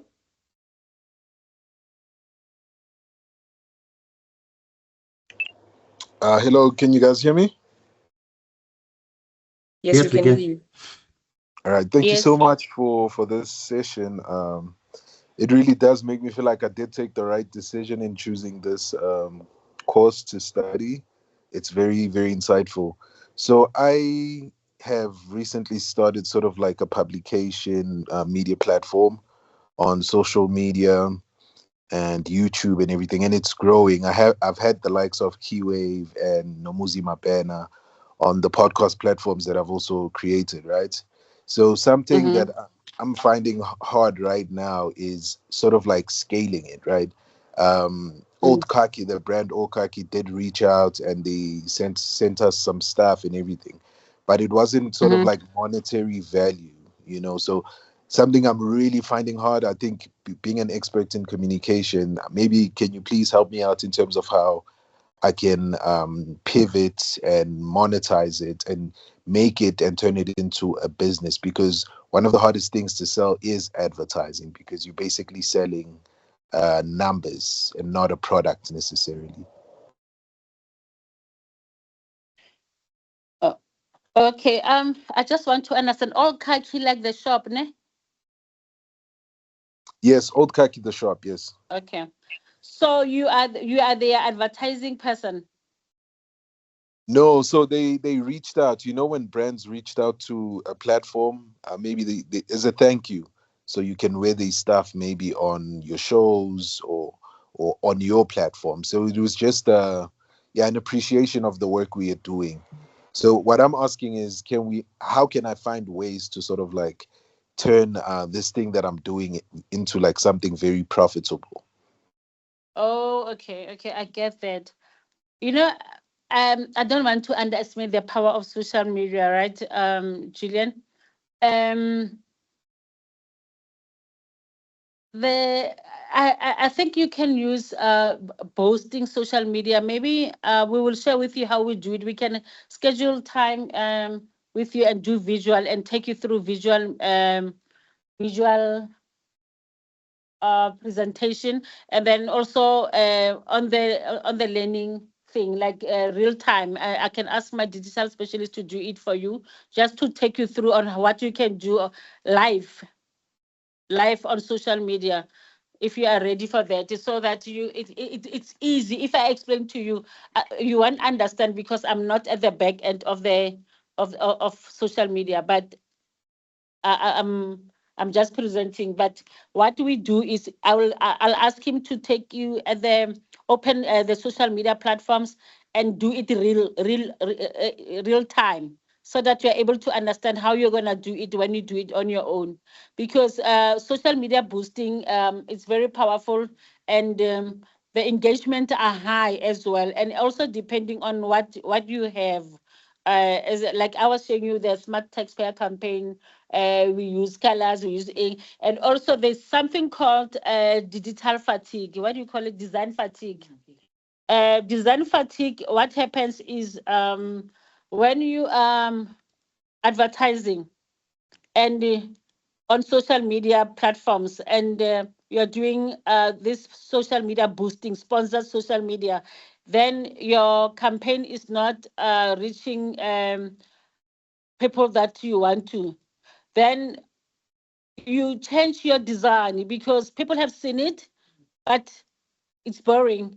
Then we change colors quickly in the middle of the campaign, so that it doesn't have design fatigue. It does happen that it occurs a lot of times actually with us. Then we change it quickly when we see that it's not performing. Then we change the design and we boost it again. Then you'll see the difference. So let's I don't know how. I'll give you my details, and then I'll ask my team via Palis. I'll give them to Palisa to give it to you. Then I'll ask my team member to take you through the detail space, so that you can be able to know how to boost any of your engagements through that platform. I find it very reasonable and very interesting, and assist with reaching and engagement to your audience, to your target audience. Oh, all right, no problem. So what I'm trying to find out is not necessarily how to grow engagement, but it's on how to monetize sort of like a media publication, you know. Is it a print? Is it a print one? No, it's digital. It's digital. So like I'm saying, we do social media blogs. We also do podcasting, and through the podcasting is what we did get Old Kaki reaching out to us just to ask us to weigh the things on our podcast.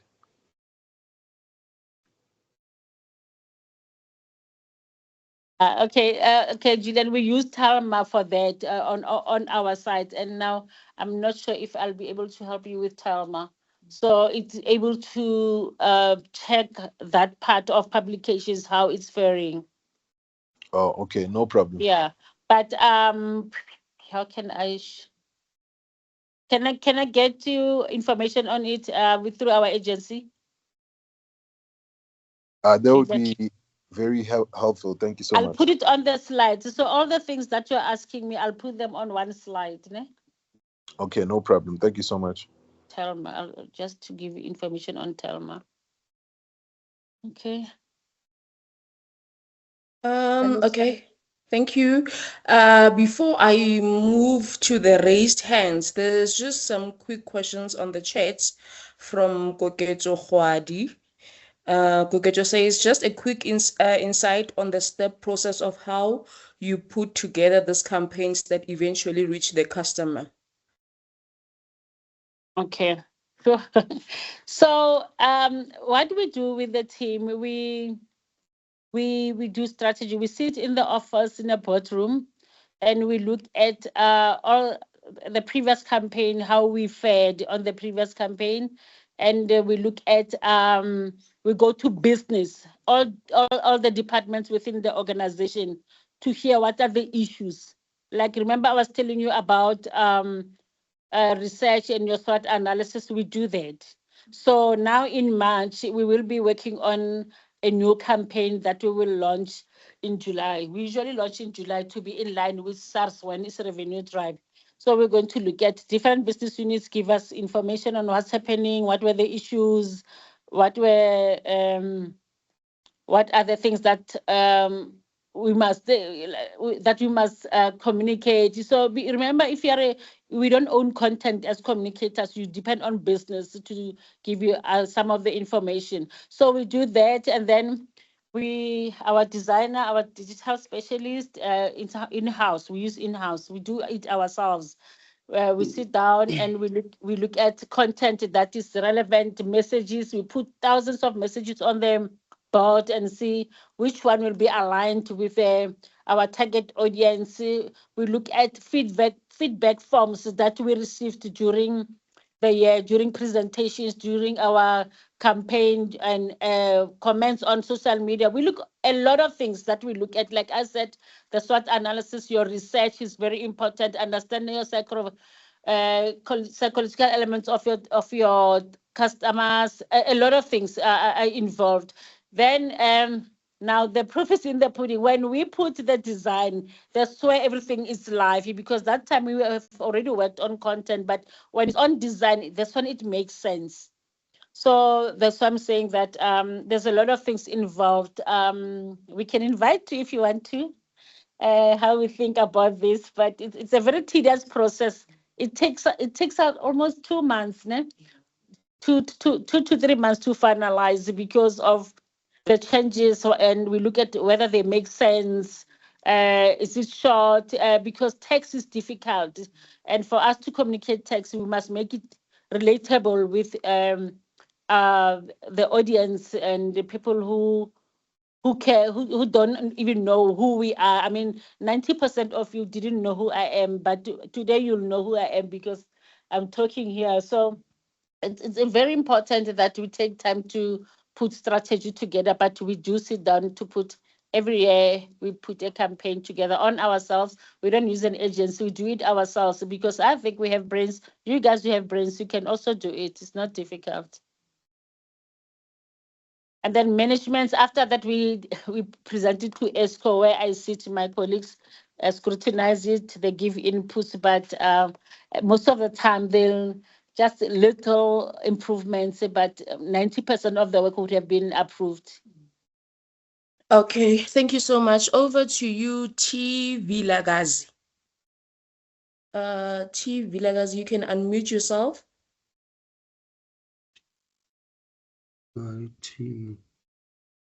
Okay, without wasting any time, let me just read a quick one from Nolutando Pel Mapalala in the chat. Miss Seopela, normally how long does it take to plan and integrate a everyone. marketing Sorry. communications? Oh, okay. Yeah, Yeah. it, like I said, it takes us for hours because we do it. It's a yearly campaign, and in the middle of the yearly campaign, that you find that there is something urgent that we have to communicate, but we align it with our campaign so that our message is not fragmented. So, but it takes us 2 months as we prepare our planning. Like now, we are launching in July, so we're busy working on it. We will finish it around May, I think, because there's design, there's a lot of things that are involved to do that. So 2 months for us is okay. Like I said, we have to do SWOT analysis every year. We have to do research, and we also have to ask our stakeholders as well to say what is that we can improve on. We don't speak alone. We must make sure that we engage a lot of people. I think T. Villegas was able to unmute himself or herself, so the platform is yours. Hi everyone. Hello. My name is Tando Vilagazi. I just wanted to direct this answer to Julian in regards to scaling monetary value, because I heard he said he wants to leverage that. So I think he needs to look at like the analytics on how much is viewership he gets. So with that information, he can use it to sell it to old khaki or other brands that he wants to be affiliated with. So like that's my answer to him. Like he can use that. For example, if he gets like per video via CPM, which is like cost per thousand, if maybe he makes in a day, let's say he premieres a video and then he gets like maybe 10,000, maybe he gets like 10,000 views, then he can use that as analytics to sell the ad space to the company as well. Yes, true. That's what we want to take him through. Like I said, I want my team to take him through so that he can see how it works at the back end. Okay. And I just Yeah. wanted to just give him a You are brief. right. Yes, you've got it. You're spot on, TV Lagazi. Thank you. Okay, thank you guys.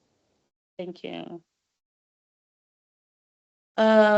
Just a quick one from Guli in the chat. It says, how do you decide which content should be boosted on SM? Sorry, I missed that. How do I? How do you decide which content should be boosted on SM? So remember I was showing you that slide of social media carousel. We call it a carousel where we put 5 slides. So we have a content plan, right? On the content plan, let's say our message is smart text for do the right thing. So the content plan, we choose content that is short, sharp, and clear for both the social media, because like I said, there's design fatigue and the people doesn't look at it for a long time. So if we put short messages that are clear and that are designed well, then it works for us. We don't like, we can have content plan of a lot of messages, but the ones that goes for boosting, we always make sure that they are short and very clear, and the message that we want to put, the tone is also understandable and so forth, like various things that we consider. I don't see any hands or questions. I just see compliments rather than questions in the chats. I want to ask from colleagues in the department, is there someone who has a question, a comment? Okay, I don't think. Okay. There's a question from Busisi. If somebody says Elsie Sephora or something, she's got a very important message there, which I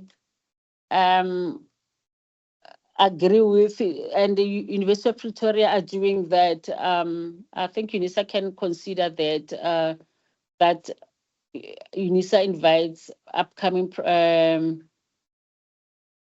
invites people to postgraduate and final year. University of Pretoria are doing that. They're also doing a mentorship. So I'm part of the mentorship at University of Pretoria, where we mentor. They give you 3 students and you mentor them for when they're in their last year of university. You bring them to the corporate world, how there's a lot of things that we give you. So UNISA can also do that, or your department can do that.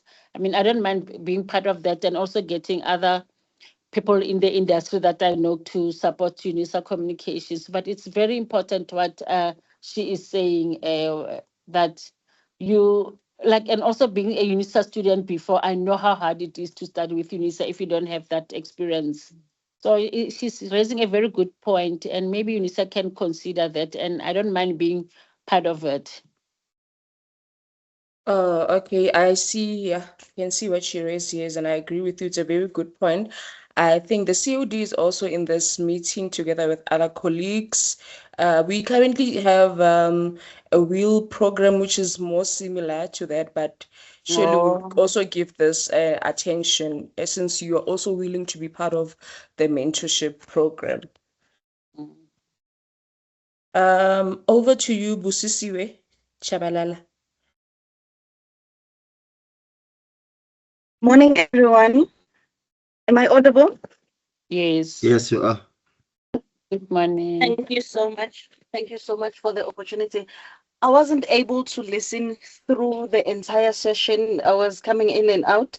But somewhere I heard where Ms. Pell said something about like if you'd be interested in assisting like with the IMC campaign that they have, like if you'd want to avail yourself for something like that, like I am interested, and but I haven't seen where I can actually reach out to her, like to avail myself for that. And I would also like to thank like everyone in the communication department for such a session. I'm actually an honors a student doing integrated communication science, but it's actually for the very first time this year that I get to engage. Like I think this year is the only year that I attended the like the onboarding session that you had. So that's when I got to see like that there's also like associations like COMSA, and now I'm getting all these links for the first time. Now I'm feeling like engaged and being part like of a broader community. So I would actually urge everyone like who's first time registered students to participate in such, even though I'm joining the bus late, but I'm grateful for this. Thank you.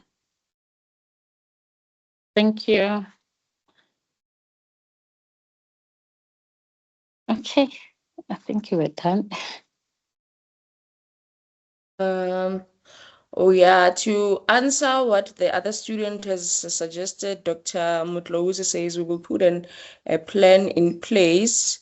So yeah, students can be rest assured something will be done to accommodate the suggested program.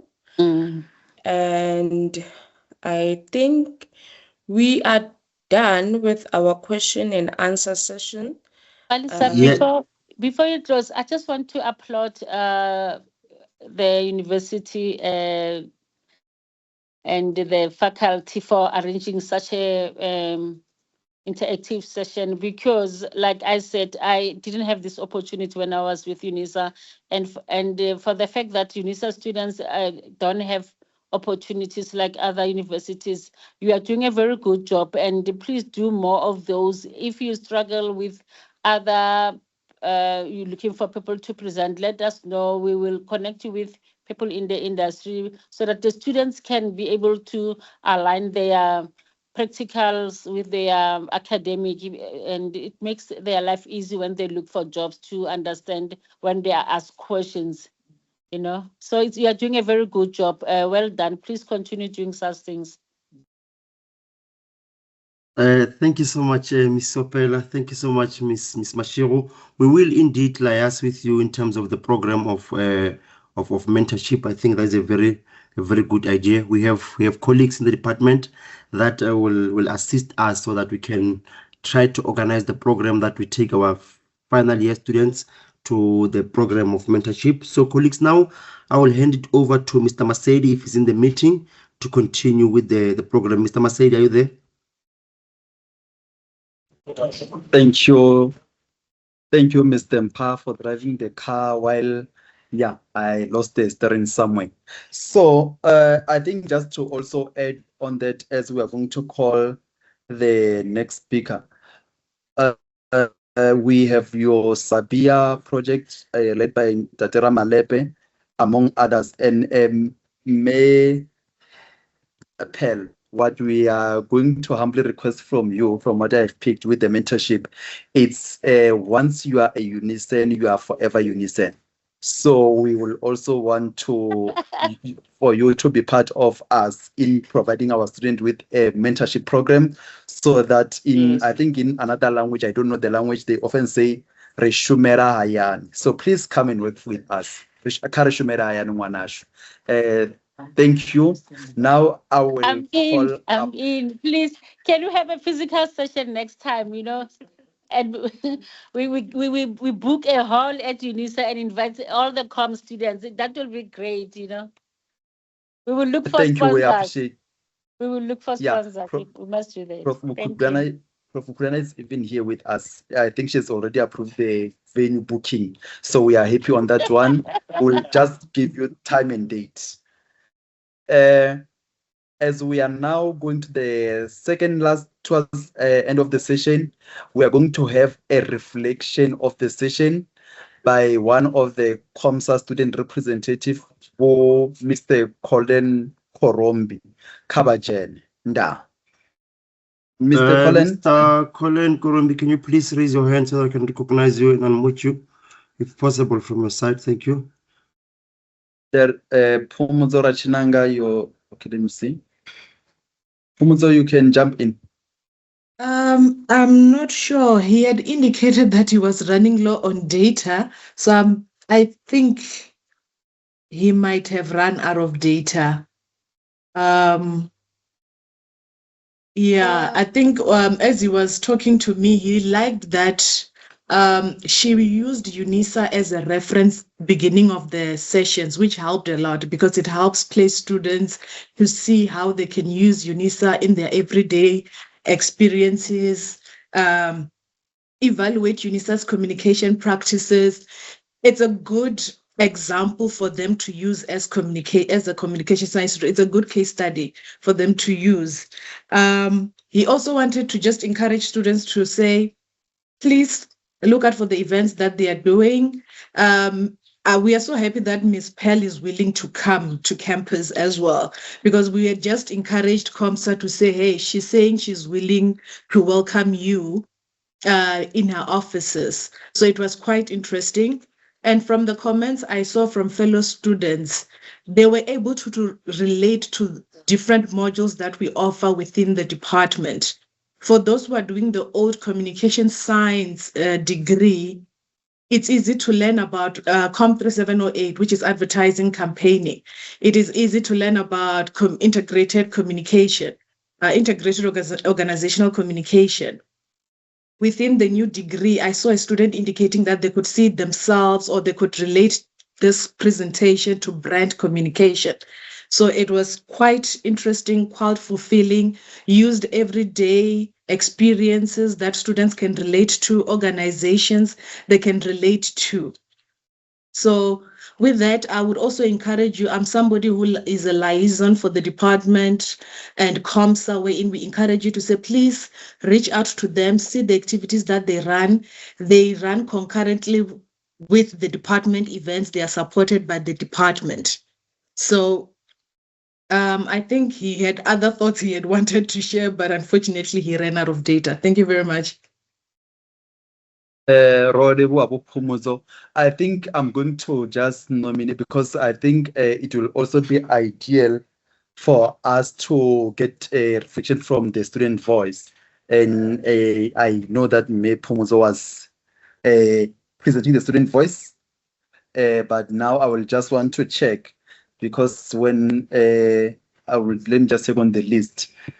If one can just give us a 2-minute brief reflection of what they have learned from the session, or what they have grasped from as the key takeaways from the session. Let me check on the list. 2 seconds. We have, guys, I'm going to use the biasness of what the students which I know from the previous years that they will always ask questions and they will never let the session or class end without question. Vilakazi Nkazimulo and Vilakazi, are you in the class? Are you in the session? Yeah. Can you provide us with a 2 minutes brief reflection of what you have learned so that we can wrap it up? Thank you. Someone must unmute the person number, I think it's candidate number 2. Hi. Hi, everyone. I'm audible? Yes, we are able to hear you. Oh, okay. Good morning, everyone. Morning, Ma'am Pell. Thank you for the opportunity to speak. I've learned a lot from what you spoke about today. I'm actually in my 5th year at Unisa now. I think I'm doing my honors. So I did my diploma, I did my NDP, I'm doing my honors this year. And yeah, I've learned a lot, especially about IMC, which I'm looking at 2 of my assignments. Most of them do talk about IMC. I actually make notes about IMC, and also the fact that IMC integrates well with advertising, and also why it's important for IMC to work well, especially with public relations and communications as a unit. So I'm very thankful for that. Also, one of the students had mentioned that they would like a postgraduate student maybe to talk to them or maybe to encourage them as a first year student. I would gladly be okay with that if Dr. Mklausi can facilitate that. I really would not mind doing that. And yeah, once again, thank you for your time. Thank you. Thank you. I think we just wanted to, because it was student interaction, just to wrap it up with the kind of key takeaways from them as to check as to what will be happening, as I'm now about to call Ms. Mukontwana on the stage to make a vote of thanks. There are just 2-3 reflections that I have actually looked at. And one of the quote was the opening from Mayor Seopela on saying IMCs ensure consistency, aligned message, and also create a communication that is actually touches the points. And also to the team of DPR, I think you have learned something around .mavi. So you must also think of this as formula that you can use in going forward with your studies. Then the other reflection that one can touch base on is that now we are living on the digital era, and digital is the way to go. You can evaluate in the real time. You can use the algorithm that they was pointed by other students just to ensure that as we communicate, as we engage, we now live in a digital world. We are assessed by the algorithm, the reviews, and also the evaluators from the system or from global North, Global South, and world entire. So with that being said, let me invite Ms. Mukontwana Pinda, who's our public relations and media studies lecturer, to give us a vote of thanks. Thank you. Thank you very much, Mr. Masedi. Can you confirm if I'm audible? You are audible, ma'am. Thank you very much. Program Director, our guest, Ms. Pearl Seopela, colleagues, students, and all attendees of this session, Molweni, So mine is very simple, just to give a vote of thanks from the department. So firstly, I would like to express our sincere gratitude to our guest speaker, Ms. Pell. Thank you for sharing your valuable expertise and professional insights on IMC. The practical knowledge and experiences you have shared about the field will undoubtedly help our students to better understand the realities of the profession and prepare them for their future careers. So thank you so much. Sessions such as these, they play an important role in bridging the gap between academic learning and professional practice. And we truly appreciate the opportunity for our students to learn from an experienced industry practitioner like yourself. I would also like to extend our gratitude to our COD, Prof. Nkudwana, for her continuous support and commitment to creating platforms such as these for our students. Also to the colleagues who are here today attending with us, your presence and support demonstrates our shared commitment to student development and academic excellence. And then lastly, to our primary stakeholders, the students, thank you so much for availing yourselves and your active participation and enthusiasm throughout this session. Not forgetting the organizers of this session, Professor Muzanani, Mr. Mpaha, and Ms. Mashero. Thank you so much, colleagues. This was indeed a fruitful session, and I'm hoping that people that have attended are going to use the valuable lesson that we got here today. Thank you so much. Back to you, Program Director. Thank you. And thank you, we really appreciate it. I'm not so sure, maybe I had some network connection. Did we hear a voice of Prof. Mukudwana today? Did we get her? Prof. Ro, are you still in the We did not. space? Okay, she left. Okay, thank you. Just to, as we are closing, because I think it would be very much important for you, team, to clap hands for me for being a good driver for today. We closed in. Can I just get the love, reactions, and support?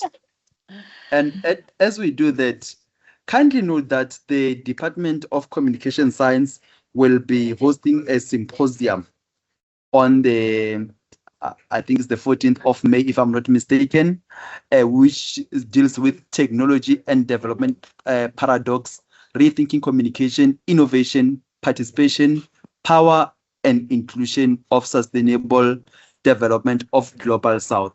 So the symposium is between Department of Communication Science from the mighty University of the Land, which is University of South Africa, and the Department of Communication Studies at APSA, Ghana, as a country.